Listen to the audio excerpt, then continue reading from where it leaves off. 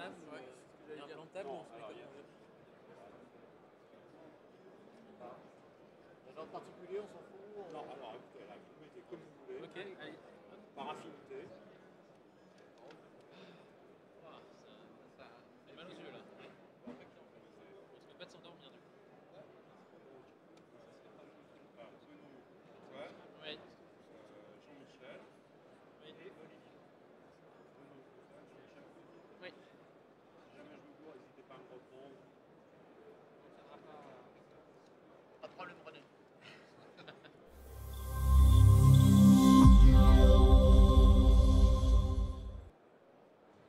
Juste le micro. Alors il ne faut pas mettre la main sur l'émetteur. Et ça c'est mieux. Et même ici. Il faut vraiment le mettre là.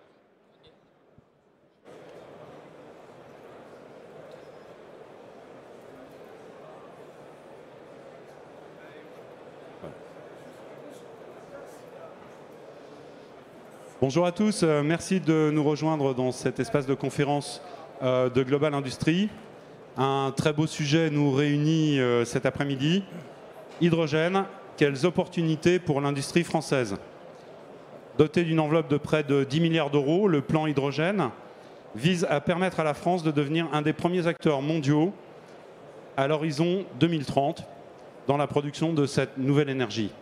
Point d'étape, comment se structure la filière? Comment développer une stratégie hydrogène pour son activité? Pour quel coût et avec quels bénéfices? Pour m'accompagner dans ce débat, vous trouvez dans l'ordre, à ma gauche, Bruno Salk, directeur général chez Genie. Antoine Decou, responsable du développement sud-est de la société Life, c'est bien ça. Jean-Michel Amaret, qui est le PDG de la société Attaway, et Olivier Dez, directeur général de HRS. Nous reviendrons plus en détail sur leur parcours, mais immédiatement, je laisse la parole à Bernard Niclot, qui est responsable du développement d'un prototype, le véhicule H24, que chacun peut voir ici même sur Global Industries.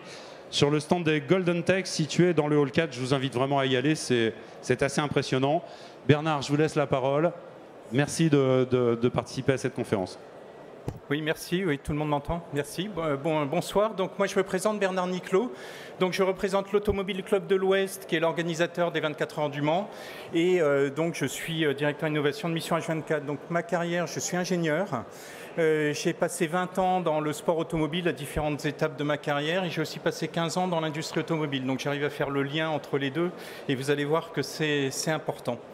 Alors je voudrais embrayer tout de suite sur un petit film. Alors malheureusement il paraît qu'on n'a pas le son donc je vais le commenter je crois. Ça parle un peu de lui-même. Ça dure une petite minute. Donc c'est un record de vitesse dans l'une Audière, donc la ligne droite du Mans. Donc vous voyez la préparation de la voiture. Voilà, et là c'est parti. Et alors vous allez voir toute la liaison, alors malheureusement il n'y a pas le son, il y a toute la liaison entre le pilote et le team voilà, qui est quand même très tendue, comme vous pouvez le voir. Il faut savoir que les conditions de piste étaient glissantes parce qu'il venait de pleuvoir. Et donc on tentait un record de vitesse dans cette ligne droite, mais avec des conditions d'adhérence qui étaient quand même limites, et en sachant qu'on n'avait qu'un tour, c'est-à-dire que la piste n'était pas disponible pour un deuxième tour. Voilà, je vous laisse apprécier les images. Le son, c'est un peu moins grave parce que c'est une voiture hydrogène, donc elle ne fait pas beaucoup de bruit. Mais ce qui était intéressant, c'était la communication entre le pilote et le stand. Et voilà, le record est fait, donc 290,8 km/h dans la ligne droite du Mans. Bon, il faut savoir que cette voiture a un potentiel pour dépasser les 300. Donc là, les conditions n'étaient pas les bonnes, mais on est assez confiant là-dessus. Alors, les 24 heures du Mans depuis 1923, c'est une longue histoire avec l'innovation et c'est un laboratoire d'innovation. Alors, c'est vrai qu'on me dit souvent, finalement, quand on voit une voiture de course, ça ressemble tellement peu à une voiture de route qu'on se dit comment est-il possible que ça serve réellement de laboratoire, qu'il y ait des innovations qui se développent dans le sport automobile. Et pourtant, c'est vrai, même si les voitures ne se ressemblent pas. Alors là, vous avez quelques exemples. Là, la première voiture, la numéro 6, c'est la Lorraine Dietrich avec un phare au milieu des deux gros phares. C'est un phare anti-brouillard. Il faut savoir que Le Mans a beaucoup servi à développer tout ce qui est éclairage de nuit, puisque effectivement une partie de la course se déroule pendant la nuit, et que notamment les phares à iode, au xénon, à LED et récemment au laser sont apparus aux 24 heures du Mans. À droite, là, vous avez la Jaguar C de 1953, donc, qui a inauguré les freins à disque au Mans. Évidemment, c'était un gros avantage en fin de ligne droite, et voilà, c'est une voiture qui a été victorieuse. Et puis plus récemment, on a une histoire avec le moteur turbo qui apparaît en 1974 là, sur la Porsche.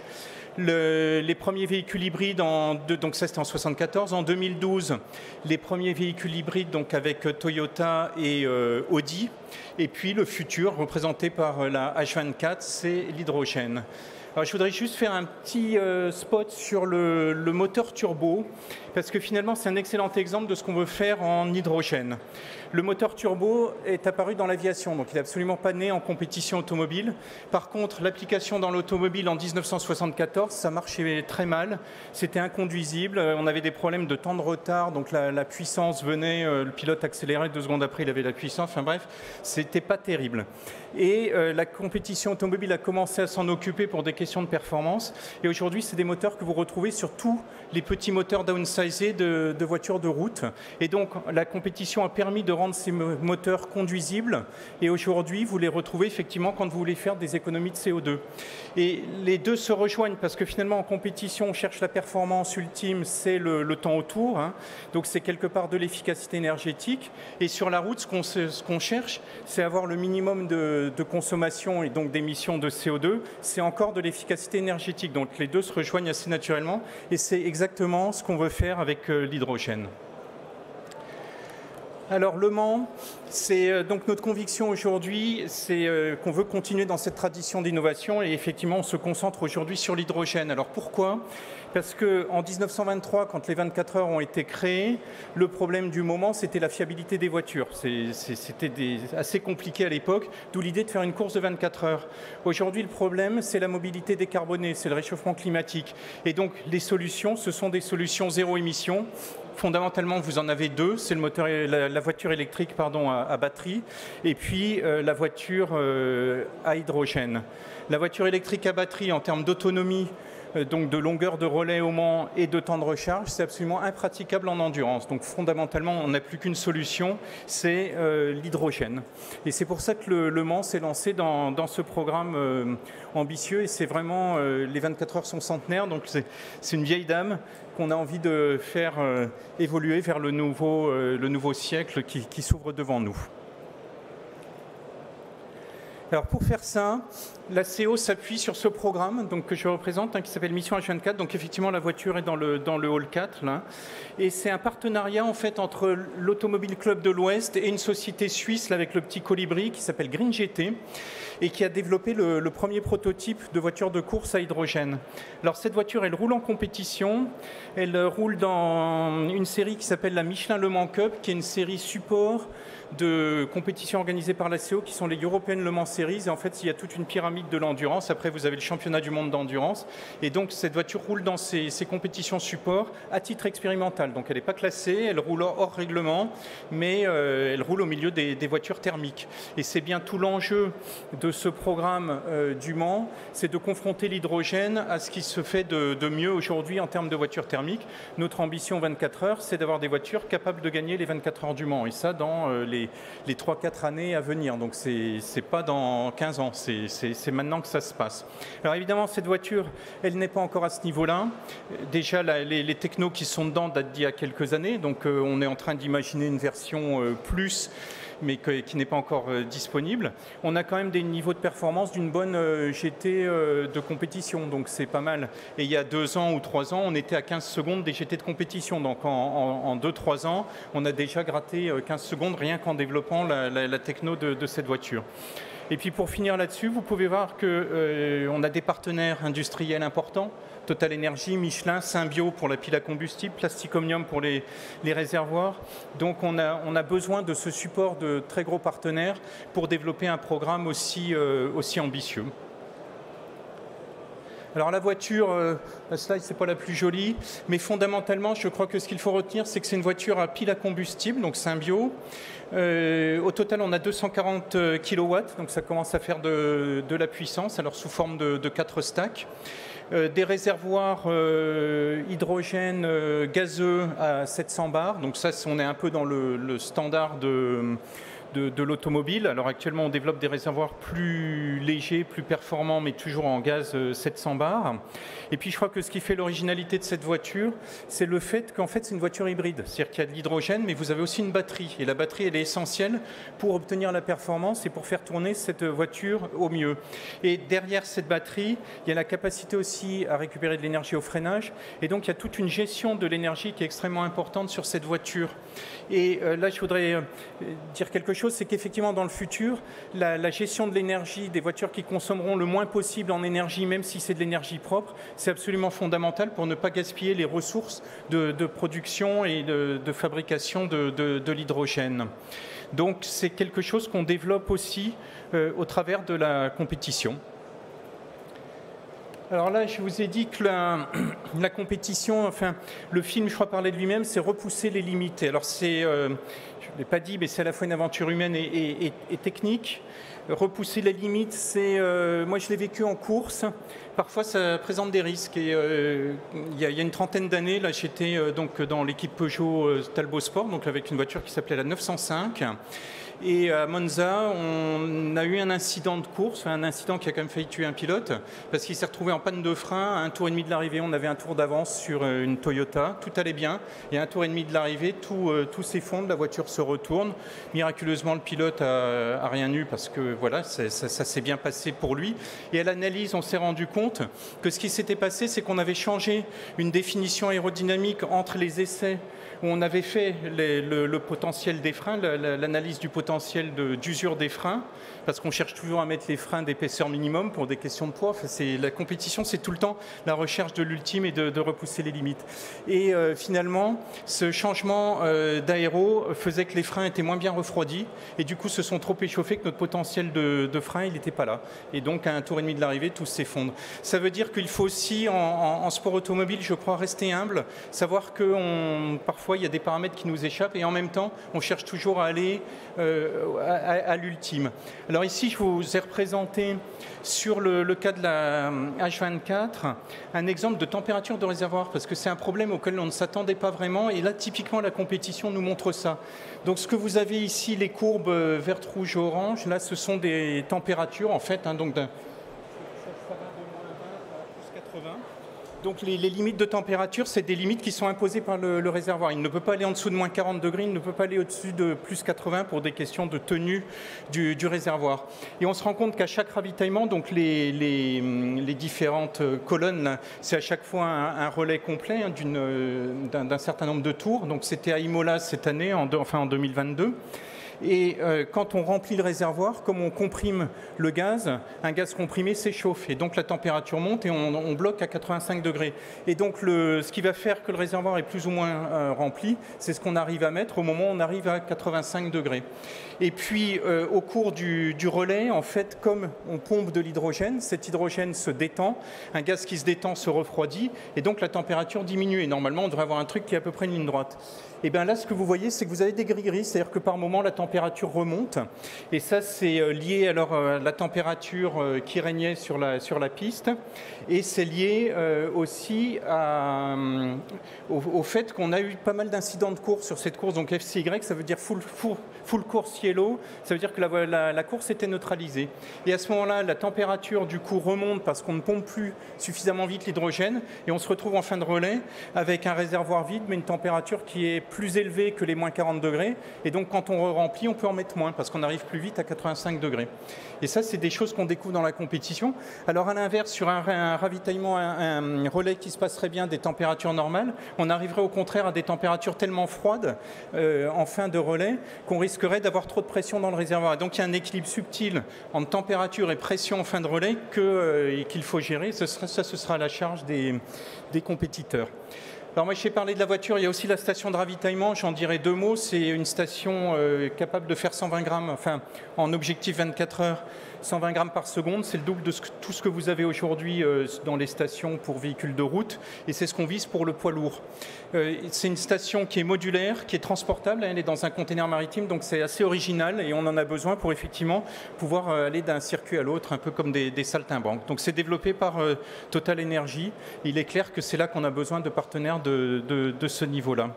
Et ce que je n'ai pas dit tout à l'heure, c'est que finalement les chiffres qu'on a autour de cette voiture, les 240 kW, les 120 grammes par seconde, c'est des chiffres qu'on trouve plus dans le transport lourd que dans la voiture de route. Et c'est un peu le paradoxe de ce programme, c'est qu'on est plus sur quelque chose qui peut servir de prime abord le transport lourd que la voiture légère. Dernier point, c'est une voiture qui nous permet aussi d'avoir tout un côté médiatique. Donc il y a beaucoup de gens qui s'y intéressent. On a des leaders d'opinion qui sont montés dans la voiture. Il y a l'ex-ministre des Transports. On a eu Carlos Tavares, le président de Stellantis. On a eu Bertrand Piccard et Victorien Irussard là, du projet Energy Observer. Et puis hier, le ministre de l'Industrie est passé sur le stand. Et il y a une semaine, la voiture a été exposée à la Commission européenne avec la commissaire européenne Maria Gabriel pour l'innovation. Donc on voit que c'est aussi un vecteur d'image et qui est extrêmement important. Je voudrais finir, c'est ma dernière slide, sur quelque chose qui n'a rien à voir avec l'hydrogène, mais je crois que c'est important de comprendre dans le sport automobile, je l'ai dit, c'est repousser les limites. Ces limites, on ne les repousse pas que par la technique. Il y a beaucoup de choses qui se font par les hommes. Alors là, vous avez l'illustration, c'est un de mes exemples favoris parce que je crois que c'est vraiment ça qu'on essaye de refaire, c'est le moteur turbo. Donc en haut, vous avez la victoire de Renault en 78 avec un moteur Renault aux 24 heures du Mans. Et en bas, vous avez la Formule 1.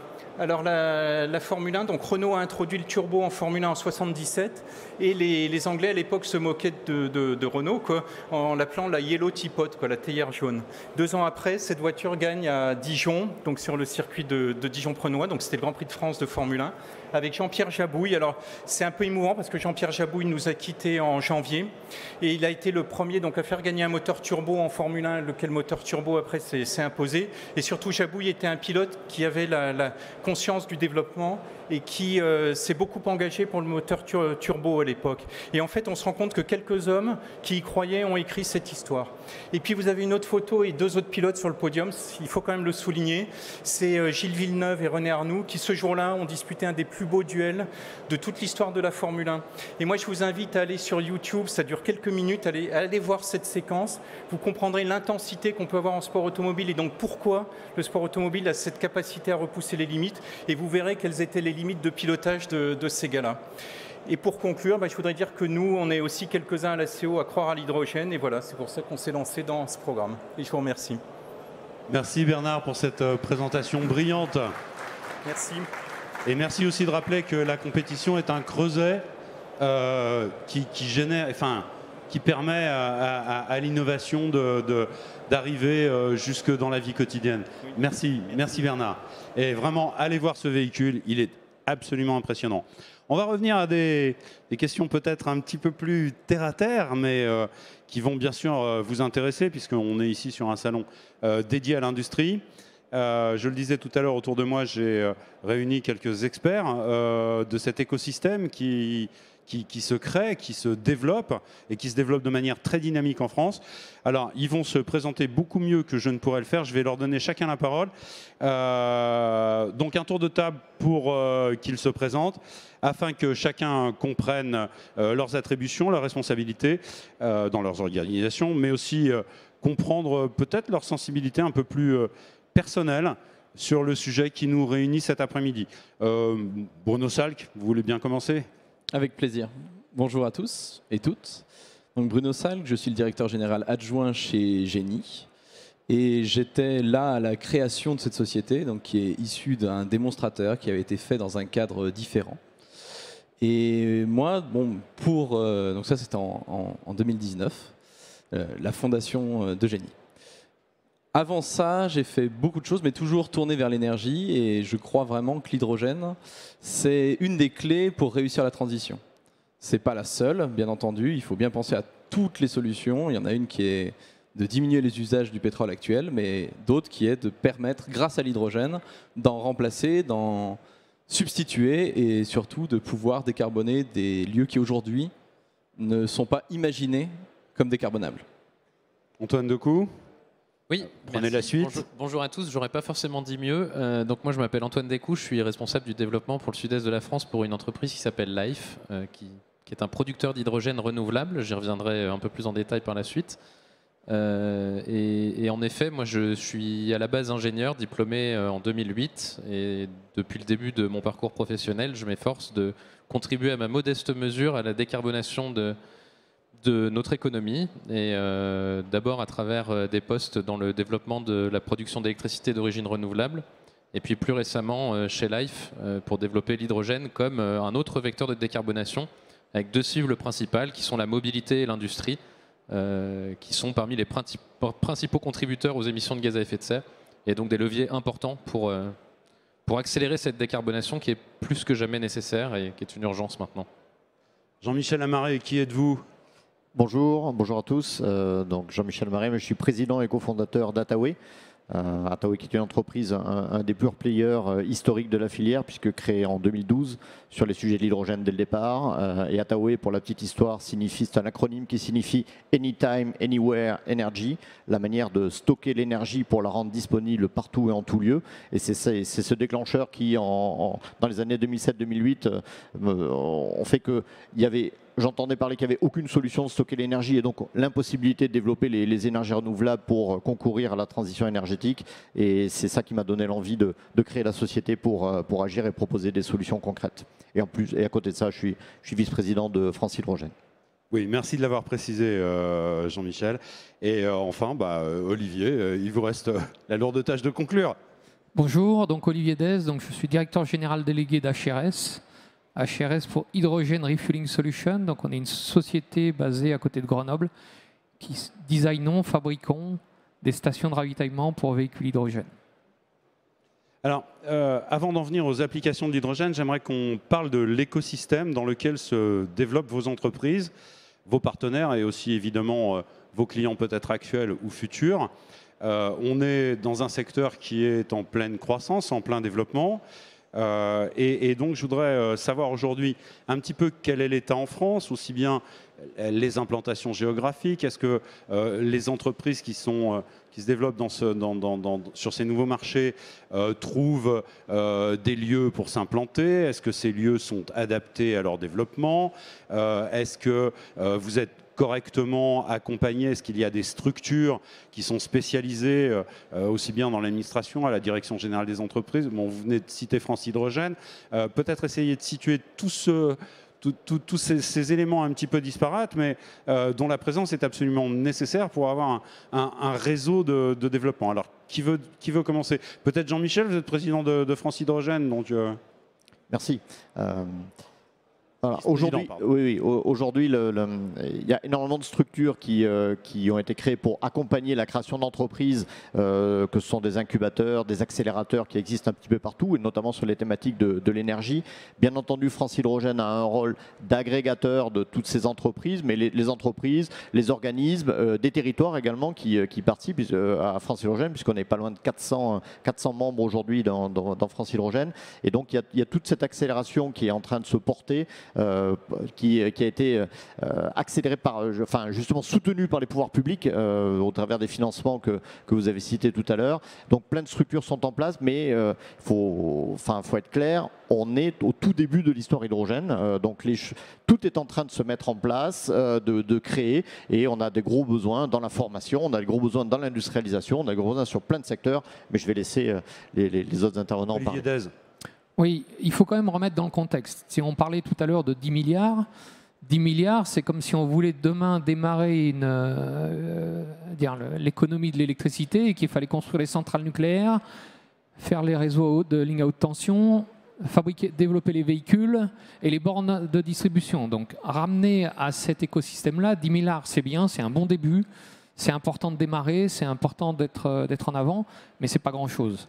Donc je pense qu'aujourd'hui, comme disait Jean-Michel, oui, la France est un pays, je pense, merveilleux pour des startups, pour trouver de l'argent, pour démarrer. La vraie problématique, c'est comment je passe du développement à la production. Et là, souvent, c'est un moment où c'est difficile de trouver des clients, parce que les clients disent oui, mais vous avez une nouvelle techno, c'est formidable, mais est-ce que si vous achètent votre techno, est-ce que ça va fonctionner? Et donc, ce moment-là est compliqué. Et c'est vrai qu'en France, je pense que je ne suis pas le seul à le dire, mais c'est cette période-là qui est compliquée à combler.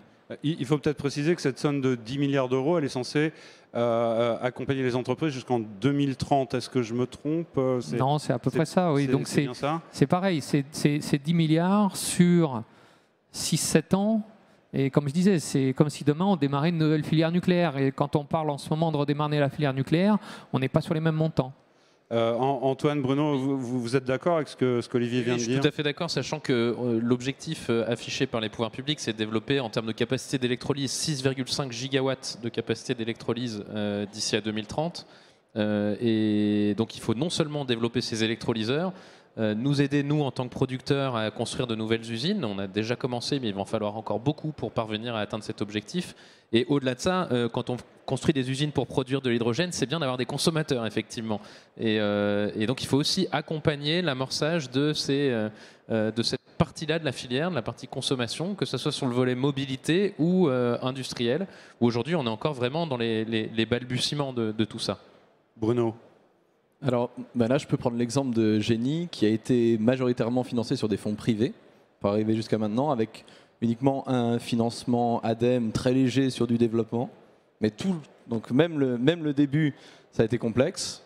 Et maintenant, c'est la phase où il y a des discussions pour des projets plus ambitieux, pour pouvoir faire le premier scale-up. Mais ce n'est pas celui-là qui suffit pour arriver aux 6,5 gigawatts d'électrolyseurs installés. Et là, il faut plusieurs acteurs, plusieurs technos. Je pense qu'on y reviendra, mais plusieurs technos ont leur place pour plusieurs applications différentes.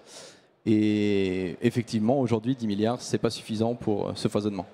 Pour autant, si je puis me permettre de rajouter quelque chose, oui. Je pense que tous autant qu'on est, on est aussi là pour montrer qu'on est d'ores et déjà capable de faire des choses concrètes qui fonctionnent et pour ouvrir la voie vers justement l'atteinte de ces objectifs. On n'est pas là à attendre que les choses nous tombent du ciel. Et voilà, je pense pouvoir le dire aussi pour les camarades qui m'entourent. Est-ce que l'un d'entre vous ou plusieurs d'entre vous peuvent nous donner une petite idée de savoir comment la France aujourd'hui, elle se situe comparativement à d'autres acteurs dans le monde ou peut-être à nos partenaires européens? Jean-Michel? La France est le deuxième marché européen aujourd'hui, hein, derrière l'Allemagne, en termes de déploiement, notamment sur la mobilité, si on compare sur la partie mobilité, avec la volonté d'accélérer également sur la jambe industrie, hein, pour décarboner, ça a été dit tout à l'heure, de manière très forte les pans industriels, avec l'acier, avec les engrais, les productions en tant que hydrogène comme matière première dans ces process. Après, ensuite, au niveau mondial, il y a des plaques, la plaque asiatique qui est partie également depuis un moment avec le Japon, avec la Corée et la Chine, qui est un peu plus discrète, mais qui va à son échelle, à savoir 10 fois plus vite ou 100 fois plus vite que nous. Et puis, les États-Unis, qui eux-mêmes, aujourd'hui, au travers du plan, l'Inflation Reduction Act, qui a été mis en place il y a quelques mois, est en train d'accélérer extrêmement fort sur le sujet de l'hydrogène. La Chine, c'est 46 milliards par an d'investissement dans l'hydrogène. Oui, ça fait effectivement une somme qui est plus importante, mais enfin bon, après, aussi, je pense que pour revenir à ce que disait Jean-Marie, oui, la France, je pense, est très avancée et en tout cas en pointe dans le développement de l'hydrogène. On le voit, hein, avec des gens comme Life, avec des gens comme McPhy qui font des électrolyseurs, avec des gens comme Elogen, avec des gens comme John Cockerill, avec des gens comme Attaway, comme nous, qui innovons, qui produisons, qui sommes là pour fournir des solutions. Après, au niveau véhicule, on a beaucoup de sociétés. On a Volvo, on a Renault qui est en train de développer des véhicules. On a des gens comme GCK qui font du rétrofit, des gens comme Safra qui font des bus et du rétrofit. Donc, on voit que le paysage français, en tout cas, dans sa globalité, est sur toute la chaîne de valeur. Maintenant, ce qu'il faut, c'est pas laisser passer le train passer. Voilà. Et c'est accélérer. Et c'est pour ça qu'on est là aujourd'hui. Et c'est notre ambition aujourd'hui d'accélérer et de fournir des solutions. Bruno et Antoine. Et là-dessus, j'allais ajouter que les régions sont extrêmement motrices. Alors là, je vais parler de la Bourgogne-Franche-Comté qui est motrice sur l'hydrogène en particulier, mais également la région Rhône-Alpes-Auvergne. Donc, par exemple, nous sommes membres de Tenerdis, qui est un réseau très actif qui permet des synergies, des échanges et d'avancer justement au bon niveau. Antoine? Oui, oui, tout à fait. C'est vrai que le rôle des régions est assez clé dans la transition énergétique de manière générale, de toute façon. Et on voit que les choses se structurent aussi à cette échelle-là pour accompagner. Et en particulier en Aura, on a quand même un certain nombre des entreprises qui ont été citées qui sont très fortement implantées en région Auvergne-Rhône-Alpes. On a tout ce tissu qui nous permet d'aller de l'avant. Mais en revanche, il est important aujourd'hui, et je rejoins ce qui a été dit, du coup, d'accompagner le changement d'échelle. On est vraiment à cette phase-là de changement d'échelle, quoi. Donc pour donner l'exemple de mobilité, en Auvergne-Rhône-Alpes, on a la société Impulsion, hein, qui est, je pense, un exemple quand même assez précurseur dans ce niveau-là, qui investit, qui décide de déployer de l'infrastructure, parce qu'aujourd'hui, on est un peu partout, c'est un peu comme, on dit souvent, on est entre la poule et l'œuf. Hein. C'est qu'est-ce qui va commencer. Donc, en tout cas, pour parler de la mobilité, pour Attaway et pour HRS, il faut développer une infrastructure, alors qu'aujourd'hui, il y a peu d'usage. On est un peu dans la même problématique que l'électrique il y a quelques années, où on disait aux gens acheter des voitures électriques, mais les gens disaient mais je vais me recharger où? Avec quand même le bémol près, c'est que votre véhicule électrique, vous pouviez toujours le recharger chez vous, au tempérament, sur une prise de 120. L'hydrogène, ça ne marche pas aussi bien. C'est un peu la problématique de j'ai ma bouteille de gaz qui est vide et comment je fais pour la remplir? Aujourd'hui, vous la ramenez et il y a des endroits où on vous remplit la voiture. La voiture hydrogène, la station-service ou la station de ravitaillement pour véhicules hydrogène, elle doit vous recomprimer le véhicule, le réservoir. Et c'est les courbes qui ont été montrées tout à l'heure dans le cas d'i24, où on voit qu'en fait, c'est pas aussi simple que ça de remplir un véhicule. Ça nécessite des problèmes de pression, puisqu'il faut monter, comme a été dit, à 700 bars. Il y a des problématiques de température. On voit quand on remplit un réservoir, on passe de moins 30 degrés à plus 80. Donc ça veut dire que si on ne veut pas faire ça, il faut fournir du froid. Donc voilà, pour la partie ravitaillement, c'est toute cette problématique-là qu'il faut gérer. Et c'est assez complexe. On va rentrer dans les détails techniques. Pendant encore quelques instants. Jean-Michel, vous vouliez ajouter ? Non, mais pour illustrer, je pense que dans les constructeurs, on pouvait citer aussi Ivia avec Renault et puis Stellantis, qui sont deux constructeurs français qui avancent. Mais les enjeux auxquels on fait face aujourd'hui dans le cadre de l'hydrogène, c'est des enjeux de R&D, mettre au point les produits, les fiabiliser, les développer. C'est en même temps passer à l'échelle industrielle, puisqu'on citait tout à l'heure l'objectif à 2030 d'avoir 6,5 gigawatts d'électrolyse, c'est-à-dire 6500 mégawatts. On en a 24 d'installés aujourd'hui en France. C'est juste pour se donner un ordre d'idée, il faut faire un x300 en quelques années. C'est juste pour se donner un ordre d'idée de l'accélération telle qu'elle doit être faite. Il reste quelques pas à faire, oui. Il y a quelques pas à faire, donc l'industrialisation qui est forte en même temps qu'on fait de la R&D et d'accompagner tout l'aval également, c'est-à-dire qu'il ne faut pas oublier les sujets de maintenance, d'entretien, parce que quand on va mettre des véhicules sur la route ou quand on va mettre des objets sur le terrain pour produire de manière industrielle, il faut garantir de la qualité de service et de la disponibilité vis-à-vis de tout le monde, et donc des filières de formation, enfin de maintenance qui doivent être en place, et de ce fait, toute la formation, tous les pans de formation qui doivent être là pour soutenir la maintenance, l'industrialisation et la R&D, tel que je viens de citer. Donc c'est tout un pan de l'économie qui est en train de se créer et sur lequel c'est ça qui fait qu'on a l'impression que ça n'avance pas vite, mais en fait ça avance extrêmement vite. Dans ce qu'on se voit sur le terrain, forcément on y va pas à pas parce qu'on est prudent sur ces sujets pour bien faire les choses, mais c'est tout un pan d'activité qui est en train de se créer à l'échelle française et mondiale. Bruno, Antoine, et puis peut-être Olivier, encore un mot. Alors j'allais juste aussi compléter sur la partie normative, où il y a beaucoup de choses et de travail à faire par rapport à l'hydrogène, ne serait-ce que même dans ce qu'on imagine sur l'hydrogène, les risques réels, les risques imaginés et fantasmés. Bon, on pourrait faire un parallèle avec le nucléaire aussi, mais je ne m'y risquerai pas.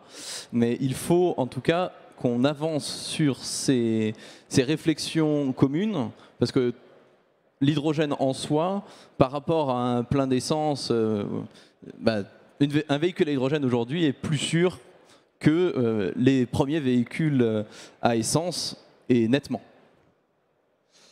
Alors, nous sommes nombreux à ne pas être des spécialistes de l'hydrogène. On est souvent très attirés par l'automobile parce que bon, c'est un objet de prestige, c'est un objet extrêmement utile. C'est un objet aussi qui fait rêver, on l'a vu avec la présentation de Bernard Niclot à l'instant. Maintenant, Moi, je voudrais, si vous aviez la possibilité les uns et les autres, peut-être de détailler toutes les applications de l'hydrogène, parce que j'imagine que on entend parler de décarbonation de certains pans, de certaines fabrications industrielles, même de production de certains éléments. Donc, je voudrais avoir est-ce qu'on a une idée aujourd'hui de ce que sont les besoins en hydrogène et quels sont, je dirais, les pourcentages. Si on imaginait que demain on ait quelques, je ne sais pas, dizaines, centaines de tonnes d'hydrogène disponibles par semaine, par mois, je ne sais pas quels sont les volumes dont on a besoin, quel pourcentage irait vers les applications industrielles, vers le transport, vers qui veut prendre la parole en premier? Antoine, Jean-Michel. On va laisser le producteur. Allez, merci, c'est gentil. Je veux bien, en effet. Alors, il faut savoir déjà qu'on consomme, ça, dans l'imaginaire collectif, c'est pas forcément inscrit très clairement, mais on consomme d'ores et déjà en France 1 million de tonnes d'hydrogène par an, mais qui sont produits à partir de vaporéformage de méthane. Donc, c'est de l'hydrogène gris qui émet énormément de CO2. Donc, il y a déjà une priorité, c'est de décarboner ces usages-là. Sachant que parmi ces usages, il y en a aussi qui sont liés à la pétrochimie, qui sont voués à diminuer dans le temps. Donc on ne va pas forcément tout remplacer par de l'hydrogène vert, on va remplacer une partie et le reste va disparaître. Mais ça donne déjà une première cible. Ensuite, la perspective à 2030, on le disait tout à l'heure, c'est 6,5 gigawatts d'électrolyse. Et les scénarios qui sont décrits par France Hydrogène, je me permets de les mentionner, c'est à peu près du coup 1 million de tonnes justement de production d'hydrogène par an à horizon 2030 pour répondre à hauteur de 60% à peu près à des applications industrielles. Alors soit en substitution d'hydrogène gris comme je le disais, dans des secteurs qui sont déjà consommateurs, vous en avez beaucoup dans la chimie, dans la fabrication d'engrais par exemple, ce genre d'application, dans la sidérurgie, soit en substitution de gaz naturel pour un certain nombre d'étapes de procédés industriels qui requièrent de la chaleur à haute température dans des fours qui ne peuvent pas être électrifiés directement et pour lesquels du coup l'hydrogène va constituer une solution. L'hydrogène a une capacité comme ça de produire de la chaleur? En combustion exactement, soit en introduisant une partie d'hydrogène dans un mix gaz naturel-hydrogène, soit même en se substituant complètement au gaz naturel via par exemple de l'oxycombustion. On peut rajouter de l'oxygène dans un mix oxygène-hydrogène et améliorer les rendements de cette manière-là. Olivier Dès sur les applications. Oui, donc, pour résumer rapidement, donc l'hydrogène aujourd'hui c'est quoi? C'est la désulfurisation de la pétrochimie, ça, pour tous les sens qu'on produit aujourd'hui pour désulfurer. C'est une grosse partie d'ammoniac. Donc l'ammoniac, c'est utilisé dans tous les engrais. Et on en a entendu parler dernièrement parce que les grosses usines d'ammoniac étaient situées en Ukraine. Et après, il y a un petit peu, comme a été dit, en termes de vecteur énergétique. Il faut savoir quand même que le gaz de ville qu'on utilisait avant, c'était 60%, à peu près 60% d'hydrogène. Hein. Donc ce n'est pas une molécule nouvelle, et aussi que tout le monde, je pense que tous les gens qui sont allés au lycée ont fabriqué de l'hydrogène au lycée. Hein, on prenait un verre d'eau, on mettait deux bouts de métal, on appliquait un champ électrique dessus, ça faisait des bulles, c'était magnifique, on récupérait ça et puis on l'allumait avec un briquet et ça faisait une flamme où ça explosait, c'était formidable. Donc tout le monde, fabriquer de l'hydrogène, on sait faire. Demain, l'intérêt de tout ça, c'est au lieu de fabriquer cet hydrogène à partir, comme on dit aujourd'hui, parce que plus de 75% de l'hydrogène est produit à partir du craquage du méthane ou du vaporeformage de méthane, c'est de produire cet hydrogène de façon verte. Parce que si on parle de craquer du méthane, le méthane c'est 1 carbone, 4 hydrogènes, donc quand on le casse, oui on récupère 4 hydrogènes, mais on enlève un carbone. Donc c'est pas propre. Et en plus, le méthane, on est le chercher au fond de la Terre, c'est-à-dire qu'on réémet du carbone. Voilà. Donc c'est pour ça qu'aujourd'hui, le grand enjeu, c'est comment je fabrique de l'hydrogène, parce que l'hydrogène, c'est quand même la brique de base, ça représente à peu près 76% de la masse de la Terre. Le corps humain en masse, c'est à peu près 16% d'hydrogène. On en retrouve partout. Hein. L'essence que vous mettez dans la voiture, il y a d'hydrogène, c'est des chaînes carbonées. Les plastiques, ça se finit avec des chaînes carbonées. Donc quand on parle de l'hydrogène, il y en a partout. Donc c'est comment je le produis, mais de façon propre, pour pouvoir continuer à faire tout ça, parce qu'on a besoin de faire tout ça. La dernière chose, c'est que l'hydrogène, c'est aussi un vecteur énergétique. Hein. Quand on utilise de l'électricité, qu'on la transforme en cassant de l'eau, en récupérant de l'hydrogène, derrière, on peut refaire de l'électricité. Donc c'est un moyen de stocker de l'énergie, c'est un moyen de transporter de l'énergie, parce que c'est un gaz. Aujourd'hui, un gaz, on sait le transporter, on sait le stocker. Ça, pareil, tout le monde en a entendu parler avec la guerre en Ukraine. Comment on faisait pour faire venir du gaz, pour le stocker, pour passer l'hiver? Donc un gaz, ça se stocke, ça se transporte. Juste pour donner des petits rapports, dans un ligne à haute tension, dans un pipeline, on passe 16 fois plus d'énergie que dans une ligne à haute tension. Voilà, donc il y a plein d'intérêts à aller faire de l'hydrogène vert, comme on dit. Jean-Michel. Les applications de l'hydrogène, et c'est ce qui m'a séduit d'ailleurs quand je me suis lancé dans l'hydrogène, elles sont multiples. C'est-à-dire, comme je le disais, c'est une capacité à stocker de l'énergie, et de l'énergie, on en a besoin partout, dans toute activité. Et par contre, il y a un phénomène de temporalité par rapport à ce qui est déjà développé. Aujourd'hui, on entend beaucoup parler, et ça a été un des grands pans de la feuille de route stratégique qui a été mise en place par le gouvernement pour accompagner jusqu'à 2023 le développement de l'hydrogène, d'aller décarboner l'industrie. Pour quelles raisons? Tout simplement, comme je le disais tout à l'heure, des gros enjeux, et donc on enlève du CO2 de manière massive, puisque forcément ce sont des très gros consommateurs, les industriels qui consomment ça, et ça permet également de massifier la production au travers d'électrolyse, et pour abaisser son coût, puisque l'enjeu est d'avoir quand même un business model, un équilibre économique qui soit pertinent pour l'hydrogène. Toutefois, la disponibilité des capacités de production, de la mise au point des équipements à la bonne échelle, va nous amener à avoir des développements à l'horizon 2027-2030. Et cette temporalité fait que ça va servir à l'abaissement des coûts, mais pour l'instant, c'est plutôt au travers de la mobilité, et de la mobilité intensive, que vont se faire les premiers déploiements, puisque là, des véhicules sont disponibles, des stations sont disponibles pour distribuer, des porteurs de projets sont là pour venir déployer à l'échelle territoriale, et donc on voit bien la mobilité en termes de temporalité tout de suite, les gros industriels qui vont arriver d'ici quelques années, et puis des applications derrière au travers du bâtiment, enfin pour le bâtiment et pour le stockage d'énergie, que l'on retrouvera dans des lieux isolés, que l'on retrouvera dans des chantiers, que l'on retrouvera dans d'autres pans d'activité où des véhicules ou des solutions sont encore en train d'être fiabilisées et mises au point. Donc il y a bien des pans entiers qui vont se décarboner, mais un phénomène de temporalité en fonction de ce qui est déjà disponible sur le marché et de ce qui va arriver dans les années à venir. Antoine, Bruno, Antoine Non, simplement pour dire qu'il y a aussi déjà des producteurs d'hydrogène vert du coup, pour alimenter ces usages-là, et on en est l'illustration. Alors, on a parlé de l'écosystème, on vient de parler des applications, on a évoqué déjà beaucoup de sujets. Je souhaiterais que chacun d'entre vous, alors là du coup, l'un après l'autre, on va faire un tour de table, que chacun d'entre vous présente de manière un petit peu plus détaillée les activités de son entreprise pour qu'on arrive à vous situer par rapport à ces applications. Bon, on va tout simplement tourner. Bruno. Donc Génie, c'est une start-up en phase de scale-up. C'est-à-dire qu'on grossit, et notre objectif, c'est de rapidement pouvoir produire 100 MW d'électrolyseurs par an. Donc pour mettre à disposition de personnes comme Life ou Attaway ou HRS, nous, on est la brique de production. La grande différence avec ce qui se fait d'autre, c'est que nous, on fabrique les éléments cœur. Pourquoi? Parce qu'on pense que dans l'industrie de l'électrolyse, on a besoin d'être en autonomie stratégique totale.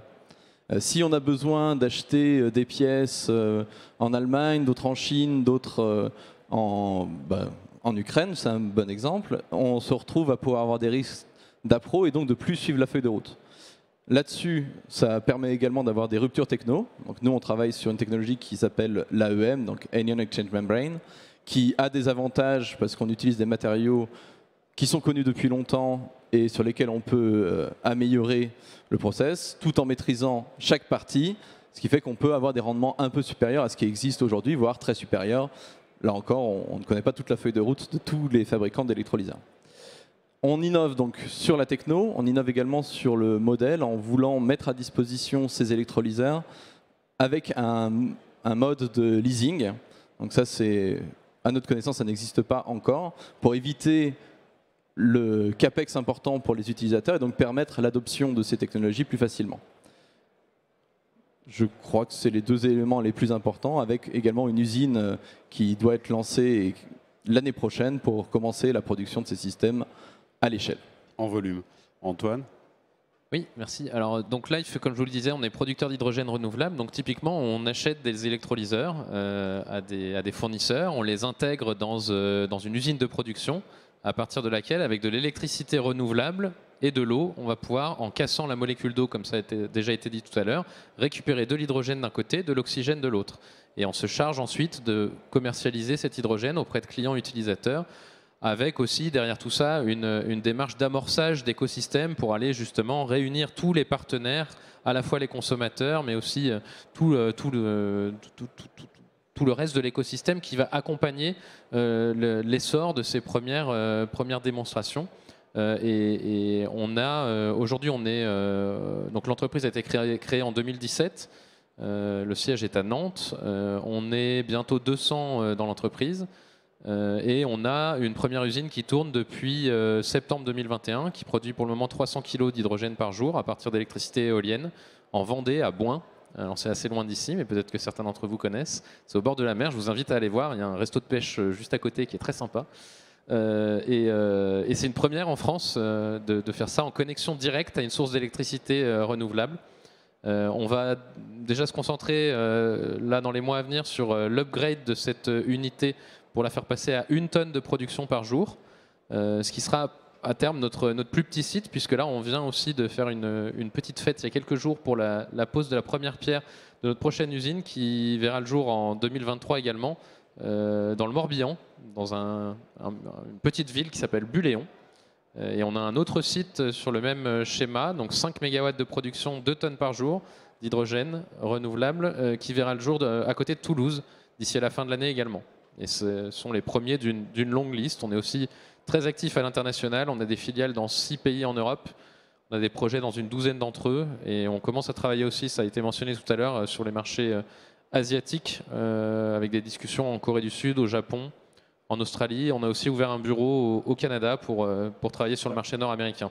Moi, je m'interroge. J'ai vu que vous faisiez des unités de production d'hydrogène, des électrolyseurs, qui ont pour finalité d'être installés offshore. Est-ce que vous pouvez un petit peu nous éclairer là-dessus ? Je n'ai pas mentionné ce projet-là. J'aimerais comprendre l'utilité. Alors la vision de Life, depuis le début, c'est vraiment celle des fondateurs, c'est que pour aller vers toujours plus de compétitivité et contribuer le plus efficacement possible à l'essor de l'économie de l'hydrogène à l'échelle européenne et même internationale, il faudra aller exploiter des ressources renouvelables en grande quantité et à des prix très bas, puisque le coût de production de l'électricité est un des principaux drivers de notre coût de production à nous. Et notre conviction, c'est que pour ça, il faudra aller se connecter aux grands parcs éoliens offshore, qui sont pour certains déjà développés, principalement aujourd'hui en mer du Nord, et s'agissant de la France, en Manche, en Atlantique. Et c'est pour ça qu'on commence d'ores et déjà à se préparer à cette étape-là, avec un projet qu'on a inauguré en septembre dernier, d'une barge flottante sur laquelle on a positionné un électrolyseur d'1 MW qui produit d'ores et déjà, pour le moment à quai, à Saint-Nazaire, 400 kg d'hydrogène par jour, qui va être acheminé dans les prochaines semaines, là au printemps, sur le site d'essai de l'école centrale de Nantes, au large du Croisic, pour être raccordé à une éolienne flottante qui est en test là-bas. Ce sera donc une première mondiale de la production d'hydrogène offshore en connexion directe à une éolienne flottante. Et voilà, c'est qu'une première étape, puisqu'on a déjà des projets de plus grande dimension de ce type. Voilà. Peut-être un nouveau développement à suivre. Jean-Michel, Attaway, ses spécialités, ses marchés. Alors Attaway est une entreprise qui conçoit et fabrique des stations hydrogène pour recharger tout type de véhicules.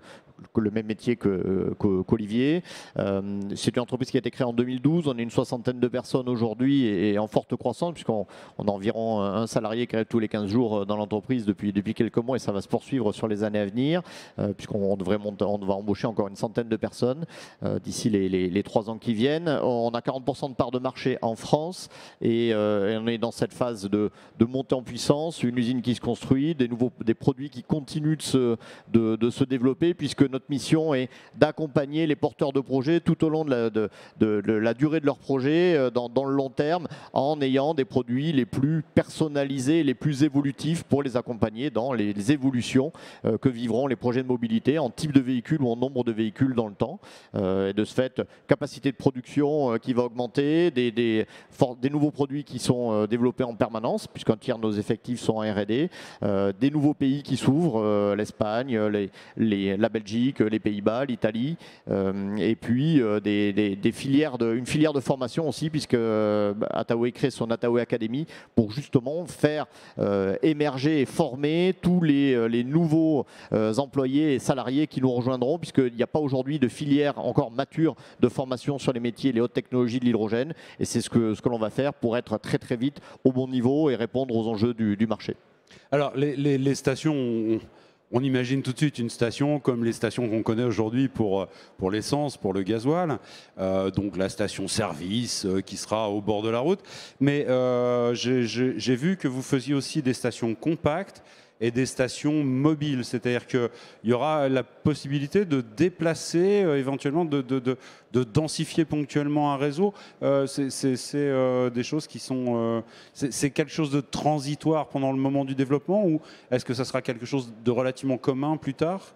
Alors, Attaway a 40% de part de marché. On est très connecté avec les besoins des usagers, puisque depuis 2015, nous avons déployé nos premières stations sur le terrain et on les maintient, on les entretient, on est au plus proche des clients. Et c'est ce qui nous a permis de nous apercevoir qu'il était nécessaire de rendre beaucoup de souplesse et de flexibilité dans le montage des projets. C'est pour ça que dans la gamme de nos produits, les stations compactes ont un rôle d'amorçage pour aider à simplifier les mises en œuvre, aller plus vite et être très vite sur le terrain avec les premiers véhicules pour déployer, avant même que des stations évolutives fixes qui nécessitent plus de génie civil, plus de délais d'instruction se mettent en œuvre. Et puis les stations mobiles viennent compléter ces besoins pour des sujets temporaires, des sujets de dépannage, des sujets saisonniers, et puis demain des applications sur des usages qui sont par définition mobiles, tous les chantiers décarbonés, du BTP ou des ouvrages d'art qui, par définition, se déplacent en permanence. Et on voit rarement une pelleteuse aller à la station-service faire son plein,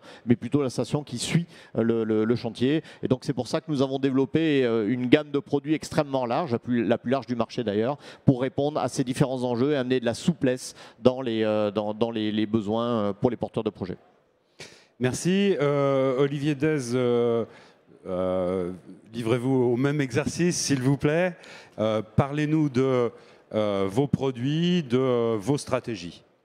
Donc HRS, on est l'équivalent d'Attaway. La société a été créée en 2004. On est au départ une société de tuyauterie industrielle. On assemble des stations de ravitaillement depuis 2009, donc on a une certaine expérience, je dirais, d'assemblage de stations. Et en 2019, il y a eu un changement de stratégie pour pas seulement assembler les stations, mais les designer aussi.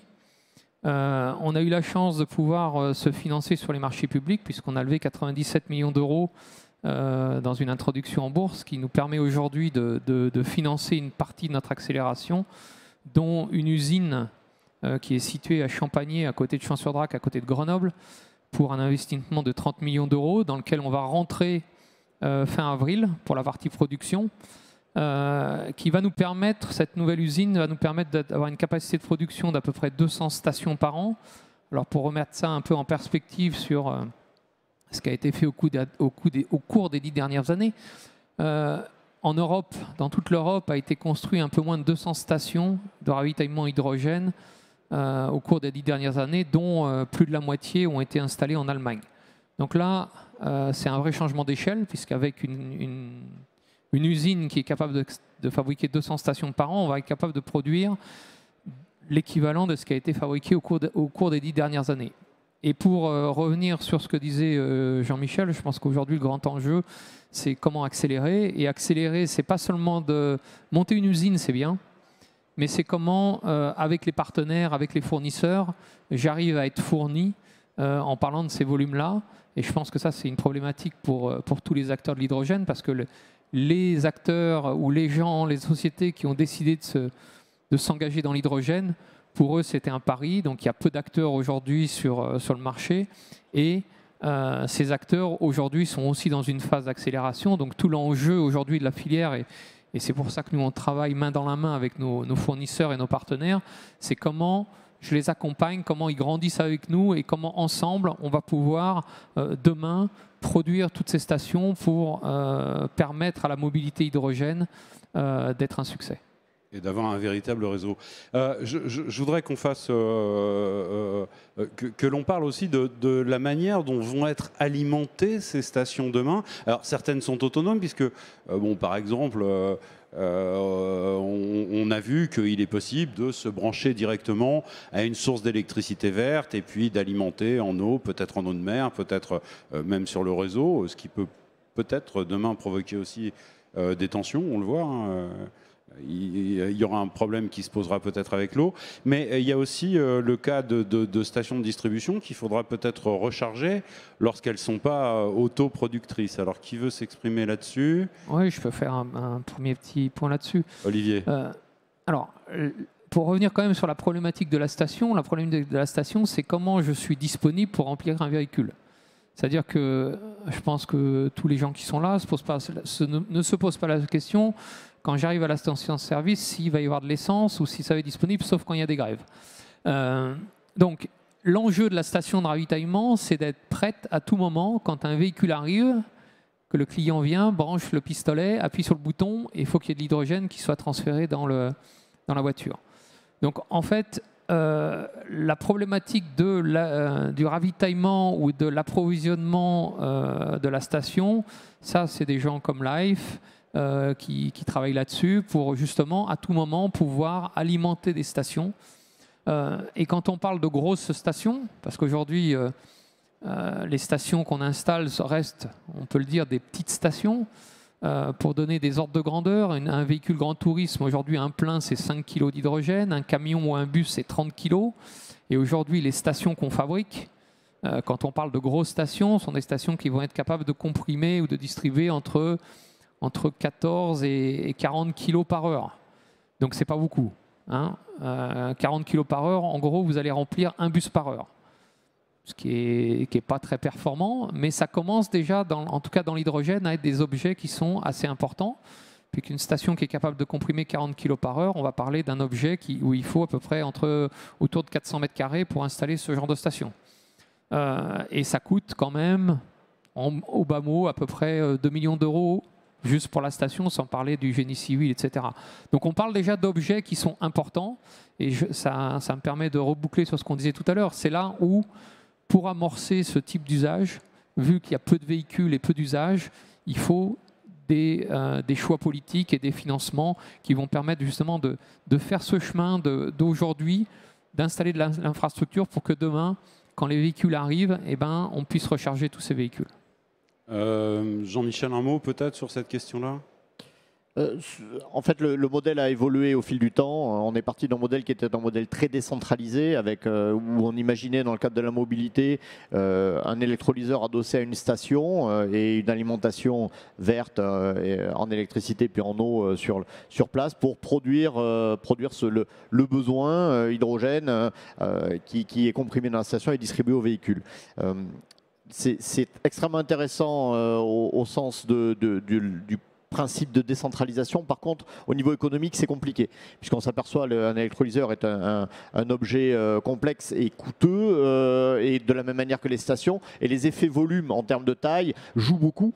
Donc on a tout intérêt, dans le cadre de la production d'hydrogène, à partir plutôt dans un modèle semi-centralisé, où là on va avoir des usines de production d'hydrogène, exactement ce que fait Life, qui vont se bâtir, et qui vont se bâtir au plus proche des endroits où l'énergie va être la plus disponible dans un premier temps et au meilleur prix. Ce qui veut dire qu'on voit aussi des compétitions entre les pays aujourd'hui qui est en train de s'installer avec des visions très différentes entre les pays, notamment entre la France et l'Allemagne, où la France est plutôt dans une logique de nous avons une électricité décarbonée disponible au travers du nucléaire au bon niveau et qui doit monter en termes de capacité dans le temps avec des relances de nouveaux plans nucléaires, et de ce fait on peut produire en en France de l'hydrogène décarboné sur notre territoire pour créer cette richesse sur le territoire et l'utiliser ensuite dans la mobilité, alors que les Allemands sont plutôt dans une logique de se dire on va aller produire cet hydrogène de manière massive dans des pays où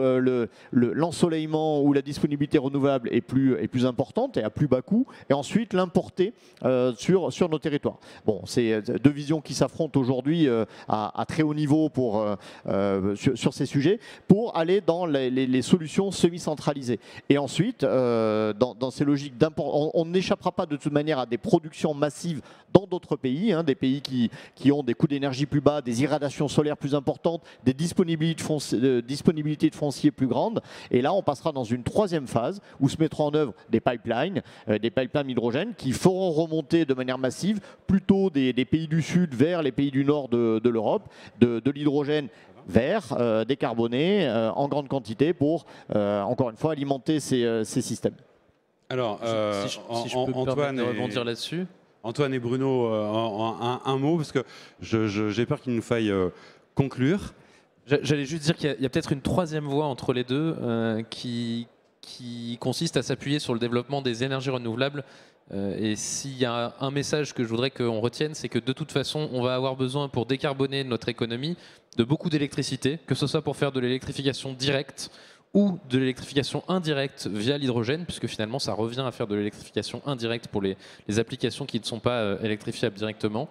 Et pour tout ça, il va falloir développer massivement des sources de production d'électricité décarbonées. Et dans les 15 ans à venir, il y a plus de débat, ça ne sera pas du nucléaire. Le nucléaire qu'on a aujourd'hui, on en a besoin déjà pour nos usages de l'électricité actuelle. On peine déjà à avoir la production au bon niveau pour répondre à nos besoins actuels. Or, la consommation d'électricité dans tous les scénarios de transition énergétique aujourd'hui, partout dans le monde, va augmenter. Elle va augmenter fortement, notamment pour produire de l'hydrogène. Et donc, il va falloir, pour répondre à ces besoins-là, qu'on puisse accéder à de l'électricité renouvelable à bon prix. Et alors ça peut être de l'éolien offshore, j'en parlais tout à l'heure, mais il ne faut pas oublier que ce n'est pas non plus la seule solution et qu'on aura besoin de toutes les sources de production d'électricité renouvelable. Merci. Ça va être malheureusement le mot de la fin, parce que je crois que nous avons épuisé le temps qui nous était imparti. Merci à tous de nous avoir suivis. Je rends l'antenne au studio. Merci à tous.